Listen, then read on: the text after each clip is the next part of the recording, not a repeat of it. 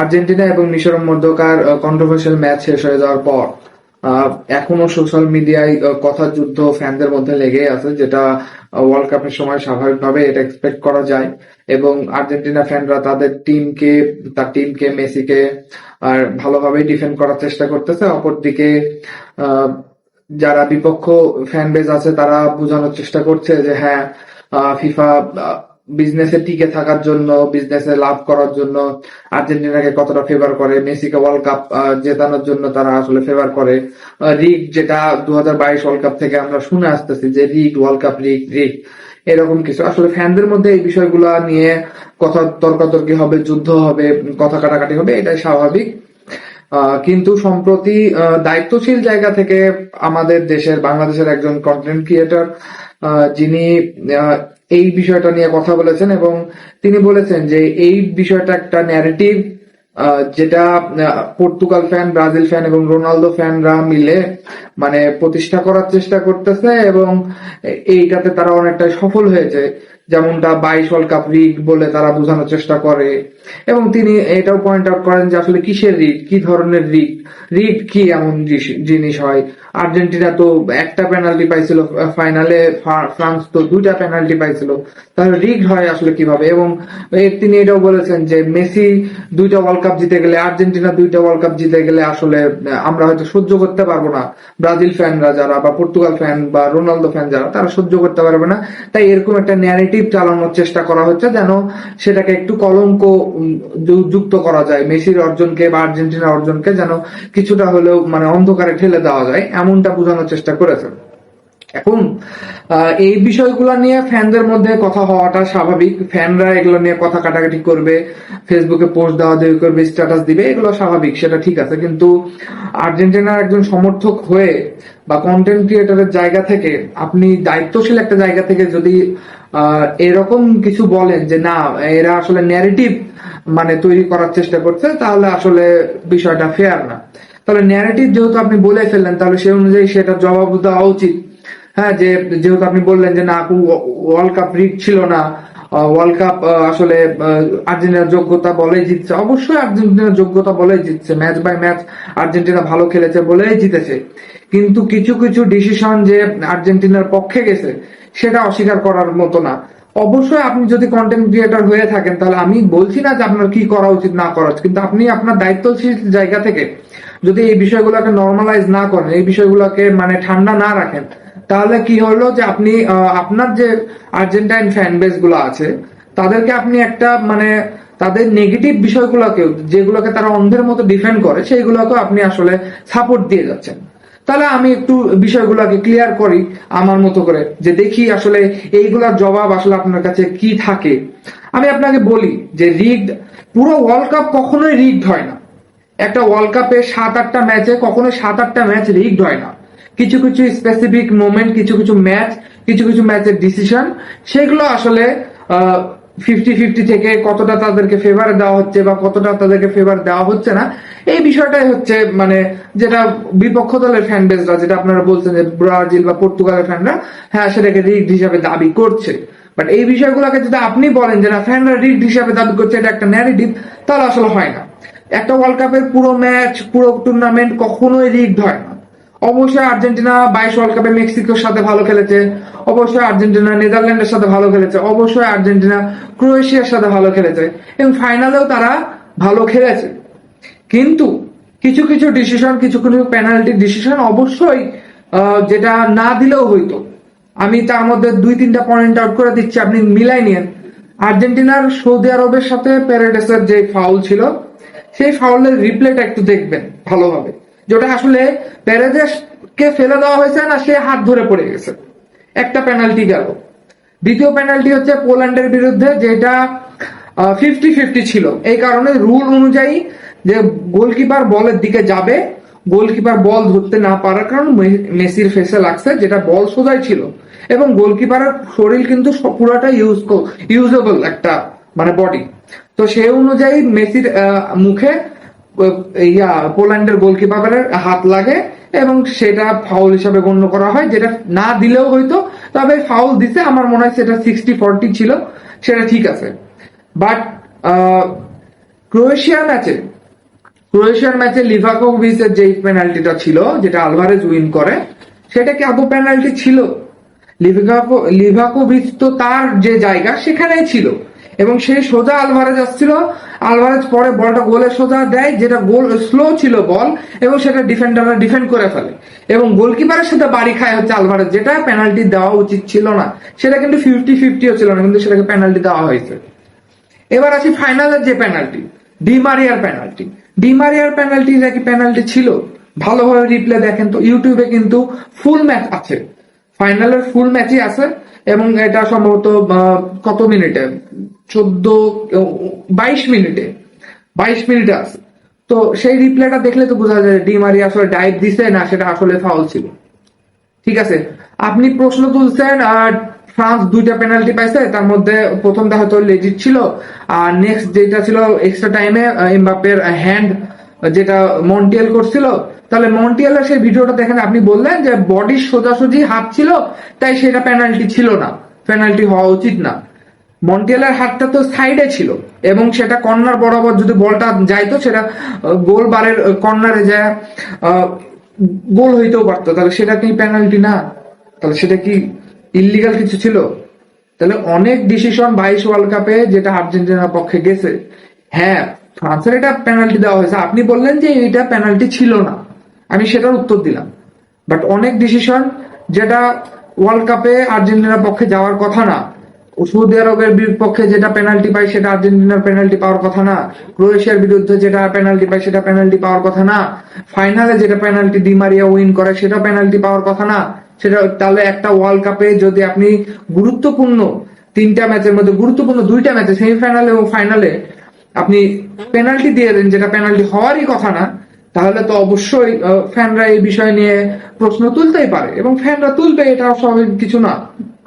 বরঞ্চ আপনারা বা আমরা যারা কন্টেন্ট ক্রিয়েটররা আছি, তারা যদি এই বিষয় নিয়ে মানে এই বিষয়গুলোকে ডিফেন্ড করি অন্ধের মতো, তাহলে আসলে ফ্যানদের কাছে একটা খারাপ মেসেজ যায়। এবার ন্যারেটিভের যে বিষয়টা, যে পর্তুগাল ফ্যান, ব্রাজিল ফ্যানরা ন্যারেটিভ তৈরি করার চেষ্টা করছে যে আসলে এগুলো সবকিছু সেট আপ, এগুলো সবকিছু রিগড, এগুলো আসলে কিছুই না, জাস্ট আর্জেন্টিনার অর্জনকে অন্ধকারে ঠেলে দেওয়ার জন্য, আর্জেন্টিনার অর্জনটাকে মানে মলিন করে দেওয়ার জন্য। আমি আপনাকে এবার ন্যারেটিভের যে বিষয়টা সেটা ক্লিয়ার করে দিই। 2011 সালে আর্জেন্টিনা কোপা আমেরিকা না জেতার পর 12 সালে ডিসিশন নেওয়া হয় যে 15 এবং 16 সালে 2টা কোপা আমেরিকা আয়োজন করা হবে। ঠিক আছে, যে শতবর্ষ উপলক্ষে 2016 সালের কোপা আমেরিকাটা আয়োজন করাটা ঠিক ছিল, আমি মেনে নিলাম। তাহলে 2টাতেই আর্জেন্টিনা জিততে ব্যর্থ হয়, এবং 18 সালে আবার ডিসিশন নেওয়া হয় যে 19 আর 20 সালে আবার 2টা কোপা আমেরিকা আয়োজন করা হবে, 20 সালেরটা 21 সালে হবে। তাহলে 4টা কোপা আমেরিকা আয়োজন করতে 12 বছর লাগে, সেটা 5 বছরে করা হয়েছে। 5 বছরে 4টা কোপা আমেরিকা আয়োজন করা হয়েছে, এবং কোপা আমেরিকাকে চ্যাম্পিয়ন্স লিগ বানায় ছেড়ে দেওয়া হয়েছে শুধুমাত্র একটা দল এবং একটা প্লেয়ারকে জেতানোর জন্য। ঠিক আছে, চলেন, এই কথাটাও আপনি মানলেন না, ঠিক আছে, আমিও মানলাম না, মেনে নিলাম। আর্জেন্টিনা কোপায় জিতলো, এবং অটোমেটিক একটা নতুন ট্রফির জন্ম হইলো, সেটা হলো ফিনালিসিমা। আগেও ছিল, আগেও আর্জেন্টিনা জেতার পরেই এই ফিনালিসিমা খেলা হয়েছে, এবং তারপরে আবার ফিনালিসিমা হয়নি, ফিনালিসিমা আয়োজন করা হয়নি। ফিনালিসিমা মেসিকে ট্রফি দেওয়ার জন্য খেলা হলো, ইটালির সাথে আর্জেন্টিনা ভালোভাবে খেলে জিতলো। ঠিক আছে, আর্জেন্টিনা কিন্তু ওই ম্যাচটাও যোগ্যতার সাথেই জিতছে, কোনো সমস্যা নেই। তারপরে কোপা আমেরিকা 24, কোপা আমেরিকা 24টা কি সেট আপ ছিল না? আর্জেন্টিনা সেই কোপা আমেরিকাও কিন্তু খেলে জিতছে, কিন্তু আর্জেন্টিনাকে নকআউট ফেজে একটা সাইডে পাঠাই দিয়ে উরুগুয়ে, কলম্বিয়া এবং ব্রাজিলকে আরেক সাইডে পাঠাই দেওয়ার পর, মানে এক সাইডে আর্জেন্টিনা, আরেক সাইডে এই 3 দলকে পাঠাই দিয়ে, এখানে কিন্তু লটারির মাধ্যমে গ্রুপ হয় না, কনমেবল নিজেই গ্রুপ ঠিক করে দেয়, এবং সেই গ্রুপটা কনমেবল নিজেই গ্রুপ ঠিক করে দেওয়ার পর সেভাবেই করা হয়েছে, এবং আর্জেন্টিনাকে একদম ডিরেক্ট ফাইনালে কলম্বিয়ার সাথে মুখোমুখি হয়েছে, এবং কলম্বিয়ার সাথে জিততে তাদের কত কষ্ট হয়েছে সেটা আমরা সবাই দেখছি। তাহলে সেটাও কি সেট আপ না? ওটা তো সেট আপই ছিল। ওটাও সেটা, দিন শেষে আর্জেন্টিনা কিন্তু খেলে জিতছে, কিন্তু তারপরেও আর্জেন্টিনাকে নক আউট ফেজে পুরো ফাঁকা করে দেওয়া হয়েছে। তাহলে কি সেটা সেট আপ না? সব বাদ দেন, তাহলে inter Miami FIFA world cup মানে ক্লাব ওয়ার্ল্ড কাপে কেমনে চান্স পায়? মেসি খেলে বলে? তাহলে কি সেটা সেট আপ না? সেটা কি তাহলে ফিফা যে বিজনেসের জন্য ফিফা যে আর্জেন্টিনাকে মেসিকে ধরে রাখতে চায়, তাহলে সেটা কি সেট আপ না? সেটা কি তাহলে সেটাও কি ন্যারেটিভ? এই ওয়ার্ল্ড কাপে মিশরের সাথে যেটা হয়েছে, বিশেষ করে সালার ফাউল বলতেছে যে, আপনি বললেন যে আলভারেজ বল উইন করছে, আলভারেজ বল উইন করার পর সালার পায়ে সেই বলটা আবার ছিল। আমার কাছে ভিডিও তো আছে, আপনি ভিডিও বের করে দেখেন, সালার পায়ে আবার ভিডিও লাগে। ঠিক আছে, সালা ইয়া করে নাই, মানে আবেদন করে না, ঠিক আছে, মেনে নিলাম যে এটা ফেয়ার ডিসিশন ছিল। ম্যাকঅ্যালিস্টারের যে টি শার্ট টানার যে বিষয়টা পেনাল্টি বক্সের ভিতরে, সেটা কি ফিফা রুল বুকের মধ্যে পেনাল্টি হয় না? মানে ইয়েলো কার্ডও হয়, পেনাল্টিও হয়, এবং খেলা ওখানে শেষ হয়ে যাওয়ার কথা। তাহলে কি অনেকগুলা ডিসিশন কি আর্জেন্টিনার ফেভারে যায়নি? অবশ্যই মিশরের যে দ্বিতীয় গোল ক্যান্সেল হয় সেটা ঠিক ছিল। সেটা যদি ঠিক থাকে অবশ্যই সালার ওইটাও ফাউল হওয়ার কথা। ম্যাকঅ্যালিস্টারের যে টি শার্ট ধরে টানা, জার্সি ধরে টানছে মিশরের প্লেয়ারকে, সেটাও ফাউল হয়। তাহলে সবকিছুই আসলে মানে যেটা সত্য সেটাকে মাইনে নিতে হবে। এবং কন্টেন্ট ক্রিয়েটরের জায়গা থেকে যদি আপনি সঠিক কথাটা না বলে, আপনার এক কাজ করেন, আপনার এটা নিয়ে কথা বলারই দরকার নাই। ফ্যানদের মধ্যে যা হচ্ছে আর্জেন্টিনা তো উঠে গেছে না, আর্জেন্টিনা তো পার হয়ে গেছে। আর্জেন্টিনা এখন চাইলেও রাউন্ড অফ 16 ফিরে যাবে না। তাহলে কোনো দরকার নাই এই বিষয়গুলোকে অন্ধের মতো ডিফেন্ড করার। কিন্তু আপনি ডিফেন্ড করতে যে প্রায় 3টা ফ্যান বেসকে মানে গালি দিবেন বাঙ্গু বইলে, বা যে কোনো একটা মুখের ভাষা ইউজ করবেন এবং বলবেন যে মিথ্যা ছড়ানোর চেষ্টা করতেছে, ন্যারেটিভ ছড়ানোর চেষ্টা করতেছে, এত কিছু ক্লিয়ার হয়ে যাওয়ার পরও, তাহলে আসলে এই জিনিসটা খুবই খারাপ, খুবই খারাপ। আর দিন শেষে একটা কথাই বলবো যে এই জিনিসগুলো আমাদের সবার ক্লিয়ার থাকা উচিত, আবার সবার বেশি বাড়াবাড়ি করাও উচিত না। আর্জেন্টিনা অনেক ক্ষেত্রে অনেক জায়গাতে ভালো খেলছে, অনেক ভালো খেলছে বলে তারা একটা ওয়ার্ল্ড কাপ জিতছে। হ্যাঁ, কিছু 50-50 ডিসিশন তাদের পক্ষে ছিল, এখানে কিছু করার নাই। ব্রাজিল ফ্যান হিসেবে অবশ্যই আমি বা ব্রাজিল ফ্যানরা চায় না যে আর্জেন্টিনা ওয়ার্ল্ড কাপ জিতুক। তবে আর্জেন্টিনা যে জিতছে 24-এর কোপা আমেরিকা, 21-এর কোপা আমেরিকা এবং ওয়ার্ল্ড কাপ এর কিছু ম্যাচ, ওয়ার্ল্ড কাপ পুরাটা, সেটা তাদের যোগ্যতাতেই জিতছে এবং ভাগ্য ভালো ছিল, ভাগ্য তাদের ফেভারে ছিল বলে জিতছে। কিন্তু কিছু কিছু বিষয় যেগুলো নিয়ে কথা উঠছে সেগুলো নিয়ে ফ্যানরা বলুক, ফ্যানরা বলছে বলুক, দিন শেষে আর্জেন্টিনা তো জিতছে। তাহলে এই বিষয়টা নিয়ে আসলে মানে অন্য ফ্যান বেসদেরকে তারা মিথ্যা ছড়াইতেছে, তারা ন্যারেটিভ বানানোর চেষ্টা, এটা বলার কোনো দরকার নাই। বিশেষ করে আপনি যখন একটা দায়িত্বশীল জায়গা থেকে বলবেন এই বিষয়গুলো, তখন এই জিনিসটা আসলে কোনোভাবে উচিত না।